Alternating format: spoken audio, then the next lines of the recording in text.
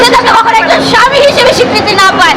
সে তো বলছে যে আমার ইকরার কাছে আমি যেতে চাই, আমি ওকে দেখি, আবার কালকে বলতেছে যে ইকরা আপু মরে গেছে, মরে যাওয়া নাকি ওকে সরি বলতে। কত বড় কুলাঙ্গারের বাচ্চা, কত বড় জানোয়ারের বাচ্চা ও হতে পারে যে ও একটা এতটা ভালোবাসতো, এতটা মানে অন্ধ বিশ্বাস করতো, তারপরও ইকরা আপুকে ফোর্স করছে যে এই আত্মহত্যা করার জন্য। এটা আপনারা, আমি আজকে বলছি, এটা ইকরা আপুর মা বাবারাও বলেছে, মাও বলেছে যে এটা আত্মহত্যা বলবেন না কেউ, আপনারা এখন থেকে এটা হত্যা মামলা বলে, হত্যা বলে আপনারা নিউজ করবেন, সাংবাদিক ভাইরা যারা আছে।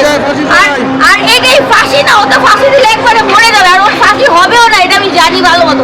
কারণ বাংলাদেশে ফাঁসি হবে না, একটা ছোট বাচ্চা গলা কেটে ফেলে দিছে, তার কি হবে? কতদিন আগে কত কিছু হলো। একজনকে দেখছেন এখন পর্যন্ত ফাঁসির রায় কার্যকর করতে পারে, একজনকে দেখছেন ফাঁসিতে ঝুলতে, না ওর ফাঁসি হবে না। ওকে আমাদের আন্ডারে দিয়ে দেন, ওকে শুধু বাপ হিসেবেই রাখবো, ও যাতে কারো হাজবেন্ড হতে না পারে।